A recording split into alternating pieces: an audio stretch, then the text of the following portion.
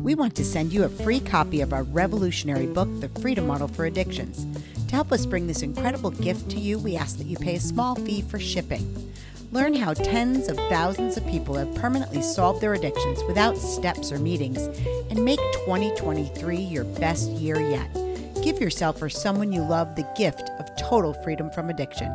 Click on the link to get your free copy sent to you today. Welcome to the Addiction Solution Podcast. I'm Michelle Dunbar.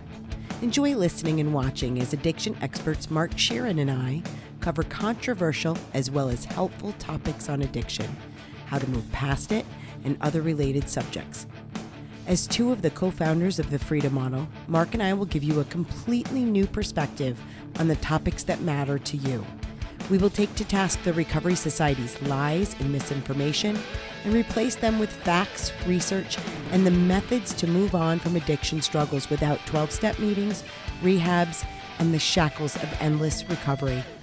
Let's escape the treatment and recovery trap together and learn to be free. Welcome to the truth.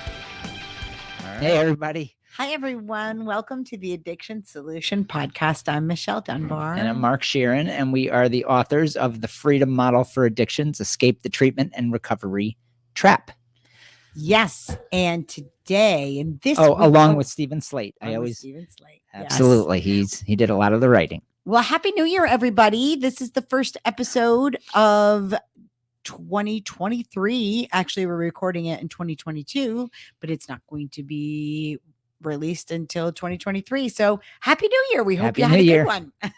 That's right. So today we're going to talk about replacing the 12, how did you say it? Replacing 12-step servitude with freedom. Yes.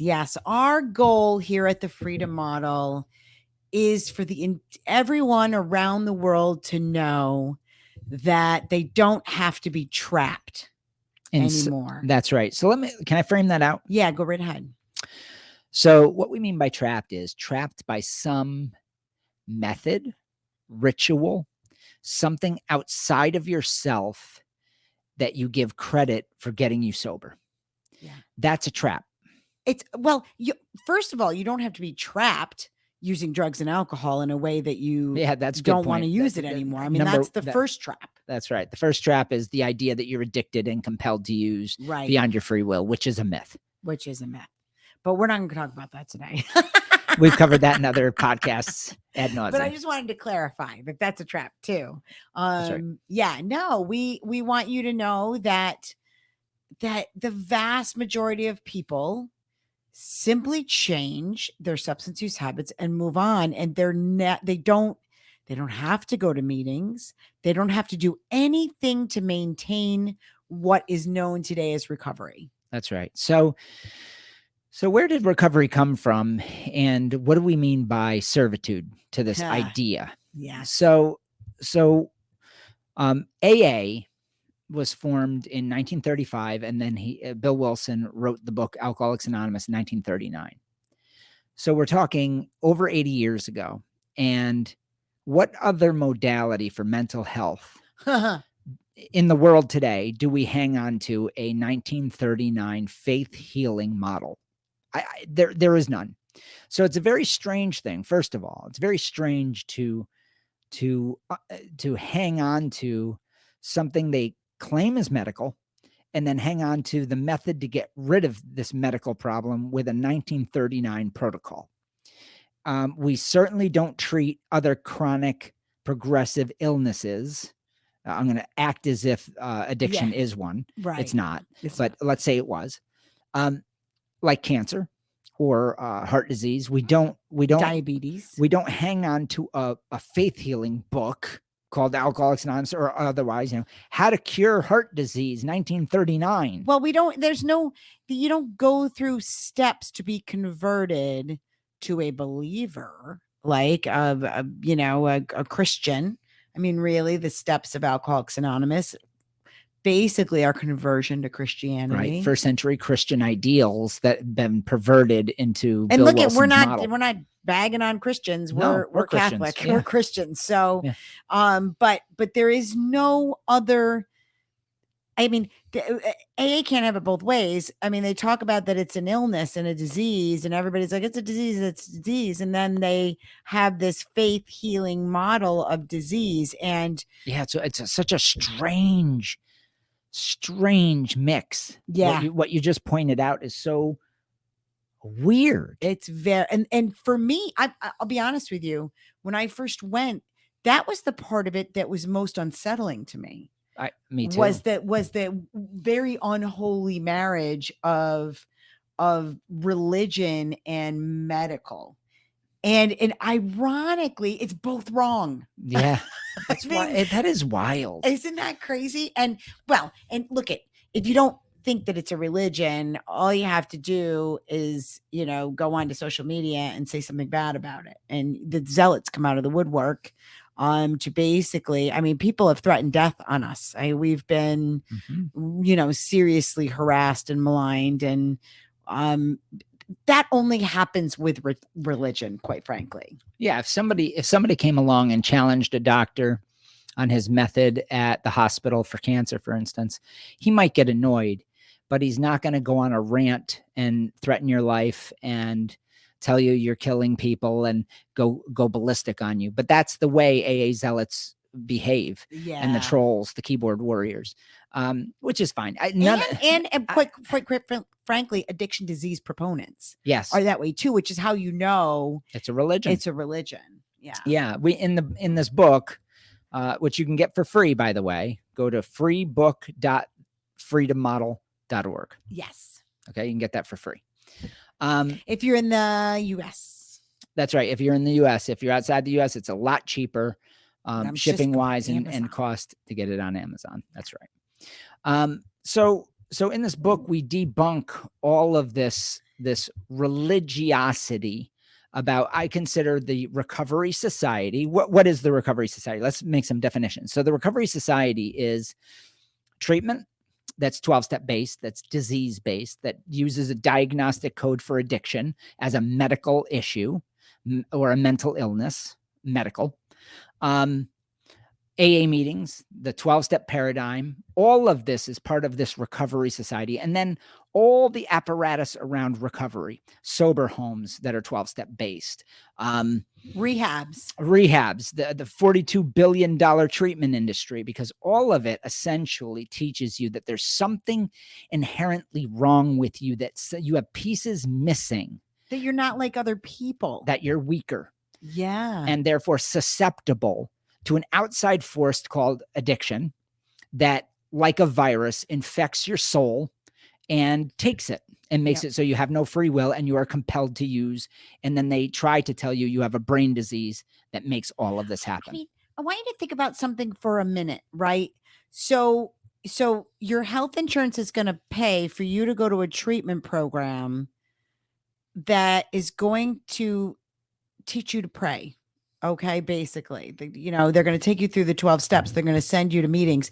They're going to do, they're going to talk to you. They're going to have rituals. Yeah. Ritual healing. And that there's a belief system within the recovery world that it's a spiritual disease. So it's like you have a virus that doesn't infect your body, even though the treatment industry, in their wisdom, tried to make it a brain disease, even though there's no data or research to support it. But they did go in that direction, because I'm sure somebody at some point, I think somewhere in the 70s and 80s, was like, ooh, this doesn't make any sense. We're going to have to make this a medical thing. Yeah. Yeah. The pharmaceuticals are behind that. The pharmaceutical companies are behind that. Because they wanted in on the action. Who can blame them? I mean, and now they make billions of dollars, right? On Suboxone. Selling addiction medicine for a disease that's spiritual. Yeah. Do you see all the inconsistencies? It's such a bizarre world. The Recovery Society is a walking contradiction. It's a disease that is healed via faith healing, coupled with the Sinclair method and medication. But you also need support, and you also can't have resentments, and you also have to have a support network, and you also have to have you have to get rid of your character defects, and you have to get a sponsor, somebody that you have to ask this person who you should marry, or if you should get a new or job, whether you should go to college or not, or whether you're strong enough to be in a relationship. Does any of this sound like what they do with cancer right, or diabetes, or heart heart disease? disease. Real illnesses, real, illnesses, diseases. So we need to replace. So now that we've framed out what the farce that the Recovery Society is, this sort of house of cards. So what holds this whole house of cards together is people's maybe just ignorance of questioning a model. Yeah. I think sometimes people just take it for granted that AA is the best thing since sliced bread, because that shit is repeated like propaganda. And so what we did was we questioned it 34 years ago. We and kept questioning it and kept questioning. We were one of those. Yeah. We were one of, I don't get it. Yeah. I was that person. I don't get it. I don't understand. So when I was 14, I had pre-cancer in my mouth, and they took out a bunch of my upper jaw, right? So I got a quick education on the fact that all that shit had to get cut out, and there's a medical protocol. So knowing that, I remember being in rehab and saying, how is my drinking, or my lack thereof, because I wasn't drinking at that time, like cancer? And I'll never forget the lady, Linda, she said, the counselor, she goes, Mr. Sheeran, you're being non-compliant. And I said the story a million times on the podcast, but that's when I realized there's no answer for that. No, people didn't have an answer. Well, it's a metaphorical disease. I'm not shitting you. People say things like that. Yeah. And then I was like, wait a minute. When you have cancer, they take a biopsy, they look at the cells, and you can see that they've changed. There's pathology, but there's none of that with a drug problem. So, and you can't, that was for me. I had lost my grandmother to breast cancer 2 years before I went to my first meeting, and I was with her, that whole summer until she died.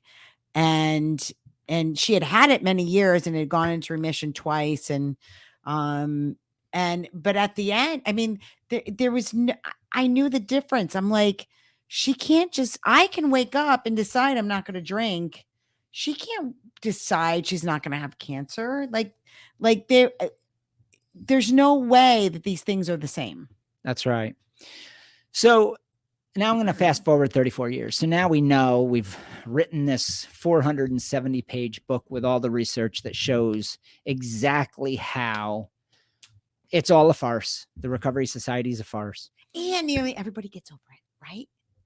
Nearly everybody gets over it. So that's what this book tells you. That's right. It tells you how they do it. That's right. So you have this new message out there, but the new message isn't out in a big enough way. So what we're going to do in this podcast is we're going to invite anybody that is an influencer, anybody that wants to change the world with us. Yes.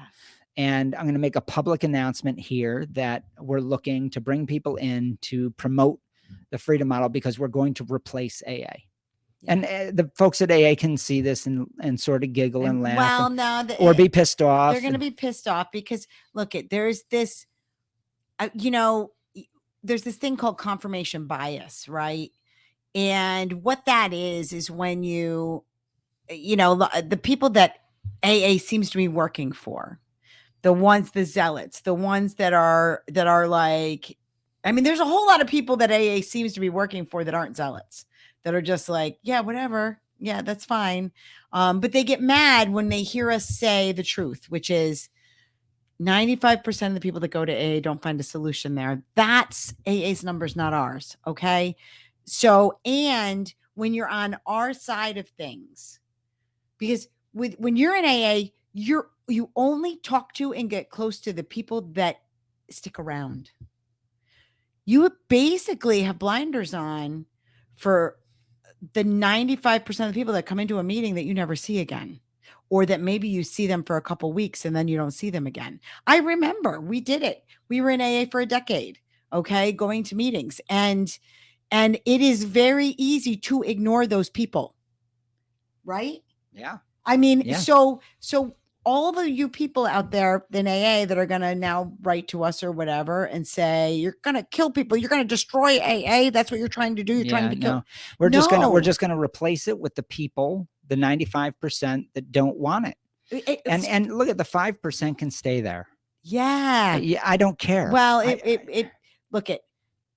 our friend Monica actually posted something recently, and AA's numbers are down from last year, and they've been steadily decreasing, by a couple 100,000 a year. Yeah. And so AA eventually is going to die on the vine because just like paradigms, just like bloodletting, it will be replaced by a better method. That's how science works. Okay. And so it probably won't be maybe not in your time. You'll still have your little groups and your little meetings, and there are smaller offshoots, that are non-AA, like SMART and stuff, who've stayed pretty small and intimate, but they still go, and there's meetings for those people out there. So there'll probably still be meetings for you. But you're just going to have to kind of step aside and let progress be made. Yeah. Well, here's how this works. So anytime you're in AA, your world becomes smaller naturally, because that's the nature of that cult. That's for sure. It's insulative. So you put your blinders on and you stop thinking and you stop your critical thought. And it's the nature of the way AA was designed to do that. And that's not a cut on you. I was in it for 12 years. Yeah, we did it. Yeah. We grew up in it. I mean, for 2 decades, really. Yeah. So I get it. And I'm not ripping on anybody's recovery. People always assume that I'm jumping, on their recovery. I'm not. I don't. We're happy with however people however people decide and stay abstinent if that's what they want, or moderate if that's what they want. Look at whatever you're doing. It's great. It's fine. So, but what we're going to do is we're going to work off the merits of this information. Yeah. And people, when they read this, are blown away. They're blown away. Even AA zealots. Yeah. And if you have an open enough mind, one of the things I always did was I continued to read and research and understand all different facets and all different sides. And I found what was valid and what was bullshit and what was faulty research and what had an agenda. And I sifted through all that. Now, not everybody is going to be a researcher, but here's my point. Everything in the freedom model is common sense. It's literally, ultimately logical. So you're going to look at it and go, that's an answer. That made sense. Every time I heard this nonsense over here in AA, it didn't make sense, but that makes sense. And when you have a model that does that, it simply, on the merits of the information, replaces the old paradigm. That's just what happens. And it's time. And so there's no agenda to actively go against AA. My agenda is simply laying out the truth. Now, the truth tends to hit. It does. You can't. It's shocking. It can't not, because it's counter to mythology. That's what truth is. It is the opposite of mythology. So if you have a mythological model, which is what AA is, it's fiction. It was created by Bill Wilson. It's fiction. When you come along with logic, it can't not have a contrasting value that's uncomfortable. Yeah, that's so true. If you're a believer, a religious believer, and I say religious because it takes belief to believe this nonsense in AA, and I call it nonsense. Because it's just not real. Yeah, it doesn't mean anything. It doesn't mean anything. So it's a huge distraction to one thing: you and your mind making decisions and coming to a new perspective about substance use. That's what this does. People say, well, what do you do? Well, most of this is debunking the crap to sweep it away so that you can then, with a clean mind, go, what do I want? You see, what's interesting about this is, and when people, attack us, they say that they're like, well, what is your model just attacking, other models? Why can't you just say what you do? Here's the problem, because the 12-step paradigm is almost 100 years old, and we've got multiple generations believing this stuff, and it is infected every fiber of our culture and our society. we have to undo it. Right. We have to undo it to help people, because people first feel like they're enslaved by drugs and alcohol, which they're not. They never were. That on its face is false. So we have to undo that. And then they become enslaved by recovery itself. That's the real insidious part. It's one thing to get lost in drugs and alcohol, which is a very personal experience that Yes. you wade through. And if you're lucky enough to get through it, because most people are, you get through it and you evolve past it. But then when they have this really uncomfortable sort of nuanced answer called recovery, and it sounds good. It sounds like you're getting better. But recovery means disease. Recovery means you're recovering from something, or you're recovered from something, that there was a condition present, but there wasn't. The condition is you. It's what you think. Yeah. And that there's nothing wrong with a human making decisions that are poor choices. Right. Or that are harmful to them. That People they- do it all the time. And that doesn't mean you're out of control. Nope. It doesn't mean that you were pathologically driven or compelled to make that choice. Nope. It just means you made a choice that ended badly. And every time we get in a car, it can end badly. And then if we get in a car accident and we break our leg, is everybody to say, my God, you were compelled to get in that car, weren't you? Yes. You know, you have carism. I mean, that would be fucking ridiculous, right? Yep. It's just as ridiculous to say that drugs alter your brain chemistry, which then affects your mind and compels you to use beyond your free will. That's just, there isn't any evidence that is true. But if you believe it, it becomes true. It does become true for you. And look at, we have watched people, and we've worked with thousands of people over the last 30 plus years who were in AA, who were doing everything they were supposed to be doing, who put years together. And because they still believed in the idea that they were sick and broken and not like other people, we've watched people with 5, 10, 20 years in recovery go back out and die. Yeah. Because of that belief system. They held on in this deprived state for 20 years and then one day said, fuck it, I can't do this anymore, because they're pining away the whole time to be drunk or getting high. Maybe they found some happiness, some levels of happiness in their life, right? They found some levels of happiness here and there, but they believe in the idea that, you know, God forbid somebody they love dies. There's some tragedy that there's some trauma that causes. Exactly. And then they believe they're out of control again. Like it can zap them out of nowhere.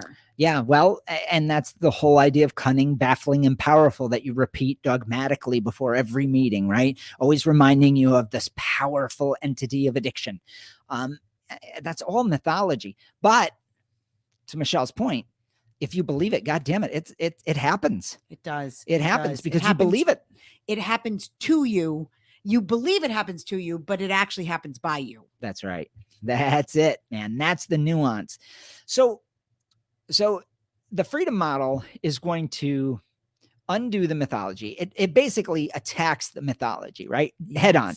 It says, is this statement by the treatment community of the Recovery Society factually correct? Right. And most of the time what we say in the book is no, and here's the research that debunks it. And there's some stuff that we agree with. Okay. Yeah. So understand that as well. Then once that's cleared away, then what is decision making? What is choice making? What does that mean? How are we motivated? And how do we make choices for ourselves to be happier people? And how do we move on from an addiction after the addiction is gone and you've gotten rid of the charade, the disease charade in your life? How do you move on? Well, what a wonderful message, right? I know there are people out there that are going to rally against this, that will find all of this difficult to understand, but that's only because you haven't read it and you haven't delved in and you haven't had an open mind. Right. I mean, so our goal, we want to band together. Like to change the world, you need a small group of committed people, but you need a group. That's right. Okay. And so we are inviting people to come and help us to basically show the world that they can be free. That's right. That every person gets well the same exact way. And that is internally within the confines of decision making. And it doesn't matter if you're in AA, in a treatment program. Ultimately, the only way that you can stop ingesting substances, putting substances in your body, is by making the decision to do so. Right. There is no other thing that is happening there.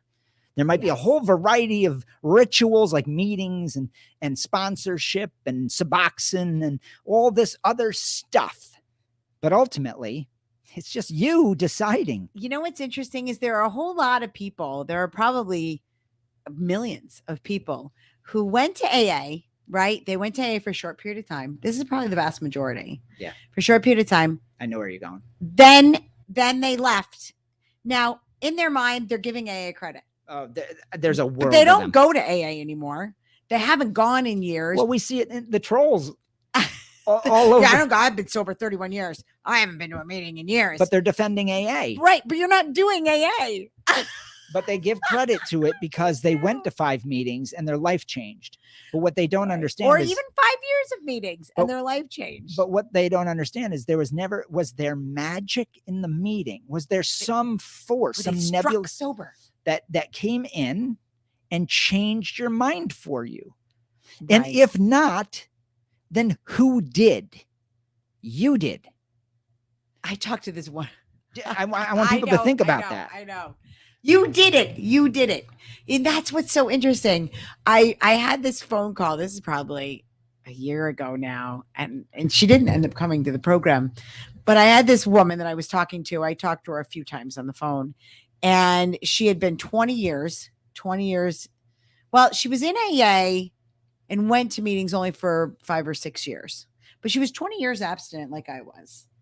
And then it called us because she had started drinking a couple of years before.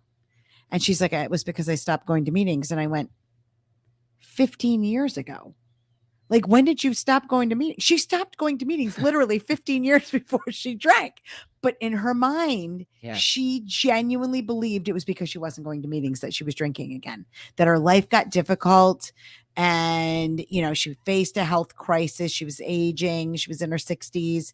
She had retired. Her kids were grown. And so she hit the bottle. Yeah. So she started drinking again. Bored. Exactly. And I said, and let me ask you a question. When you first went back to drinking, how was it?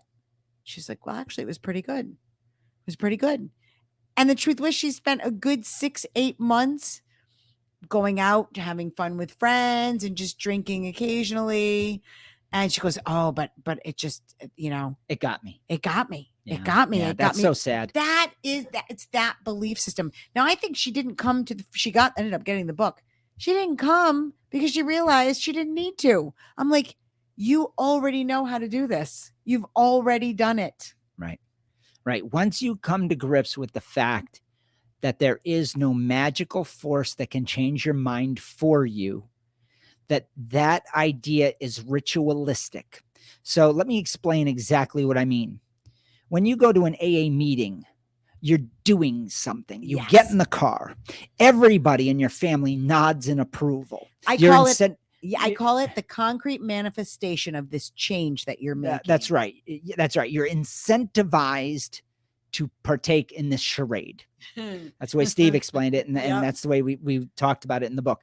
So you're incentivized to play in this play, and everybody's happy. So you're going to the meeting and you're like, I'm doing this for my recovery. Yep. Here's the weird part about this. When you get in the car, when you're driving, what the fuck does that have to do with not drinking? What does that have to do with the change in your mind? Nothing. You're just driving a car. Then you walk down the basement stairs. This is sort of a cliche, but wherever the AA meeting is. But because they're everywhere now, but they used to be in clandestine locations. Right. So when I was going to AA, that's where it was. Yeah, it was always primarily in church basements. Or rehab centers. Yep. Or back conference rooms, hidden and very, very weird. So when you go through those doors and you're going down and you hit the cigarette smoke and you're in that room, how does that room your environment outside of you, and then people talking with information coming to you. How does that change you? And then people say, ha, I got you, Mark. The freedom model is information and the AA room is information. I say, I agree. I totally agree. think they're both educational models. I don't disagree with you that AA has information, but every other part of the AA thing is a charade. Okay. That's the ritual part. Now let's talk about the education. So is the education valuable? Is being told you are powerless for life valuable? First of all, it's not true. Secondly, no, it's the opposite of progress. So the very foundation of AA, the education, takes away from your chances of moving forward in your life. And we know that statistically. We know that suicide rates skyrocket, relapse skyrockets. I don't like that term, but choosing to drink and drug problematically. Drinking rates go up 5 times. They're 5 times greater than the population at large that doesn't go. So you have rituals that people believe keeps them sober, that everybody plays in this weird charade. And then there's this information that actually lowers your chances. So why are we doing it? The only thing that I can say, and we actually talked to somebody today and he mentioned this, is this idea that there is something initially a little bit comforting, there was to me, about being in this room with a bunch of people that are as fucked up as I am. Yeah.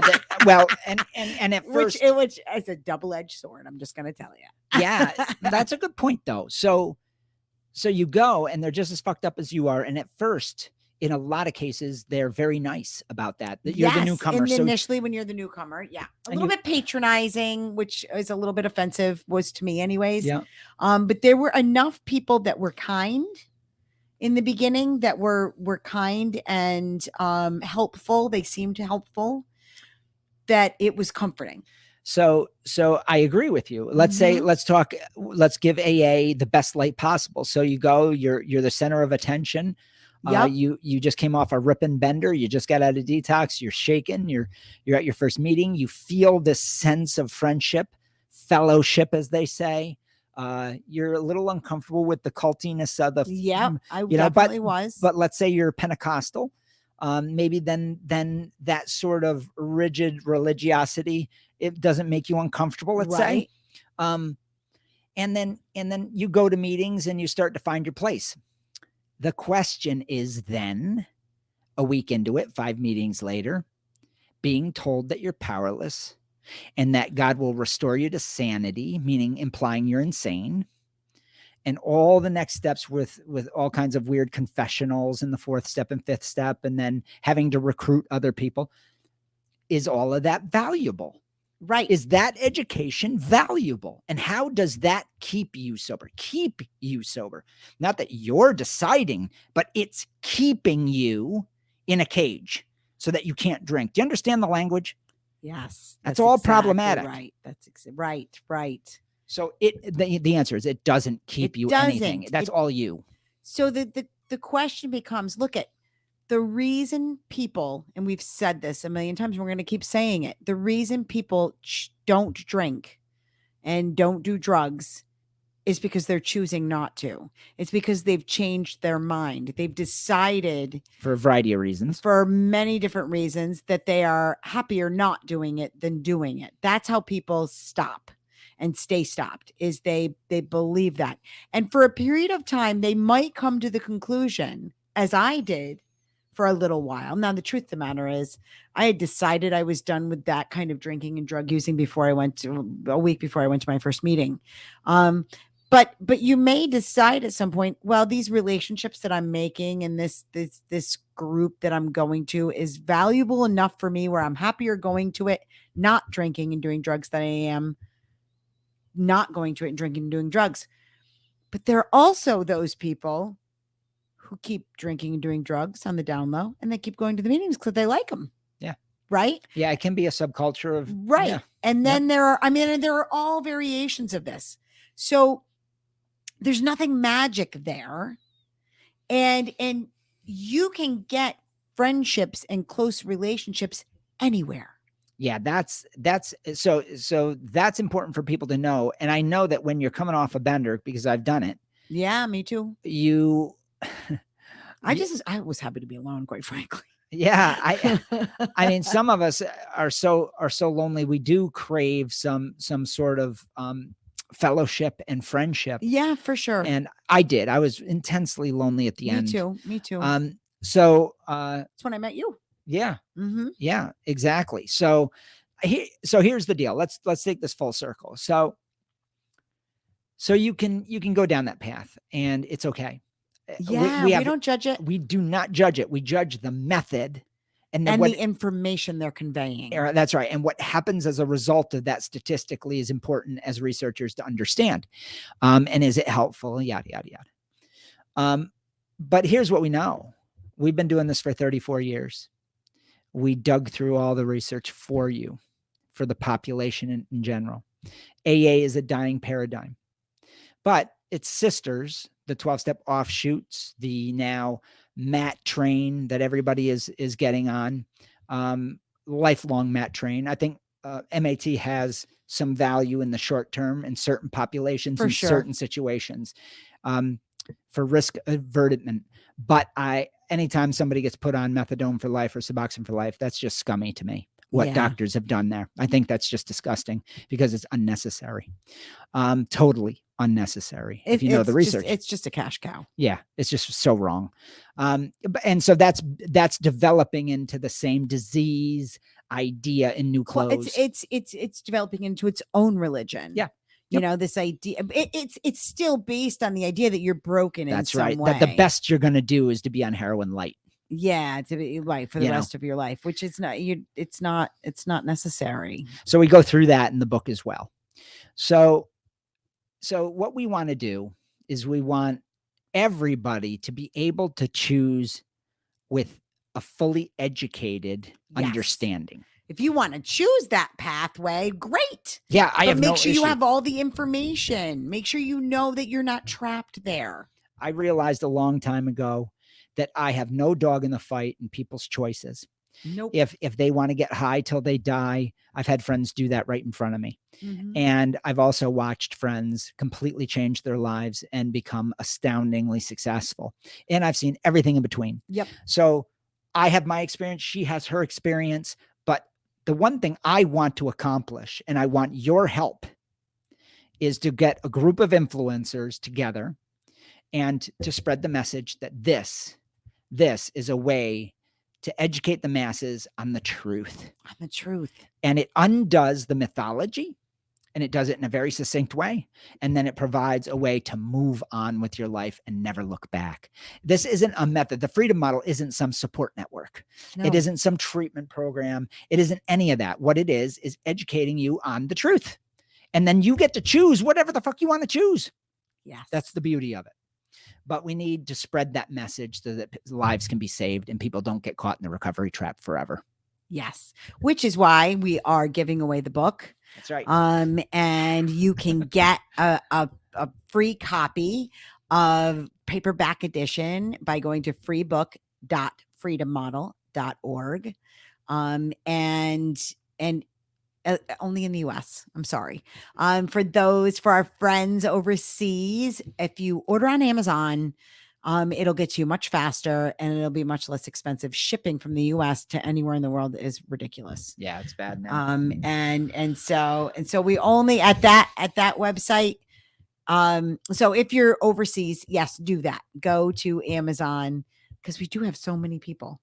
And this year coming up, this 2023, our goal is to get it translated in a couple different languages. We've had requests for that. Yep. We definitely want to do that. Yeah, we've given away over 5,000 books, but it's become a bestseller also, which is that's a big deal for us. And also, we have the Freedom Model online program. There are people that learn better via video, and Michelle and I designed that over the course of 2 years. It's an entire suite of videos, 65 videos. There's the Freedom Model for the Family online program. Within that program, there's the seminar series I do debunking AA as a whole, and I show why it's a cult and how it developed, and I go through the history of AA so you understand exactly where all of this came from. What else? Yeah, there's Well, actually, which we had, if we're recording this the day before we're doing it, but when it gets released, it'll be last week. We had the online live webinar question and answer with Mark and I. That's every single month, the last Wednesday of the month from 3 p.m. to 5 p.m. Eastern time. But that's only for Freedom Model Online Program members. Yes, active subscribers. That's right. There's also the newsletter, which comes out, it's supposed to come out once a month. It does come out once a month. We were a little late on November's, but December's went out on time. So, and then there's what else is on? Oh, every week we do a new lesson. Right, because as researchers, we're always learning. And, yes. And that comes from a variety of people in this organization, certified coaches and Michelle and I. Yeah. And it's a quick lesson. So typically they're about 5 to 7 minutes. So they're little snippets on specific topics that sometimes it's topics that we know people struggle with. Yep. So we'll give a little bit different insights into it. Yeah. So that's all within the Freedom Model Online program. It's fantastic. And you can learn about that at thefreedommodel.org. thefreedommodel.org. All the links and stuff, I'd imagine, are somewhere here. Oh, yeah, I'm sure. I don't know the how links are down at the bottom of the screen, but I know they're also in like the YouTube write-up. And probably, I don't know, when our podcasts go out, I know there's links and stuff too. And then, of course, we have one-on-one coaching, and we have a bunch of people that are certified coaches with the Freedom Model. And that's all one-on-one classes, usually 12 classes to get through this entire curriculum with people from the comfort of home. So there's that option as well. Yeah. Yeah. So thank you everybody for listening today. If you are interested in helping us, please reach out to us. You can reach us at info@thefreedommodel.org. You can reach us on our social media pages on the Facebook page. Yeah. Message us. Yeah. Private message us through Facebook or Instagram. And they come directly to us. So those messages. So yeah, let us know if there's a way that you feel like you can help. So we already started building some affiliates with us already. There's 3 that have signed on, and there's many people that have just contacted me in the last week. I was a little overwhelmed by it, but I'll get back to everybody, by the way. Yeah. And it's called the Freedom Model Coalition. So we're going to bring people together, and we're going to spread the message. Create a movement. That's right. For freedom, for people to be free. Free. We want people to be free. To decide for themselves what's best for them. That's right. Well, thank you, everyone. And remember, if you like our podcast, subscribe, give us 5-star rating on Spotify or Amazon. That helps us spread the message. Yep, or Apple, wherever you listen to the podcast, or share, like we had somebody share clips from our YouTube videos as well. If you know how to do that, rock on, do it. Yeah. Share our TikTok videos, because a lot of them are shorts. Yep. And we have like reels both on Instagram and Facebook, and I think Twitter. They end up on Twitter too. Yeah. There's a lot of good stuff there. Yeah. A ton. Yeah. So thanks everybody. We'll see you next time. Bye everybody. Are you struggling with a drug or alcohol problem, but you don't want to go to rehab or group meetings? That's why we created the non-12-step Freedom Model Coaching Program in 2011. Through video conferencing on Zoom or Skype, you can work privately with a certified Freedom Model coach from your home or office on your schedule. And here's the best part. With the Freedom Model, you'll never be labeled an addict or an alcoholic, and we won't tell you to go to 12-step meetings or hamper your life with endless recovery rituals. Instead, you can learn exactly why addiction isn't a disease and how you can solve the problem for good and move on with your life. Do you want to be completely free from your addiction? Do you want to never have to attend meetings, rehabs, or addiction counseling ever again? And do you want to solve your problem from the comfort of home? Then call us at 888-424-2626 to talk with a Freedom Model coach today and experience the Freedom Model difference.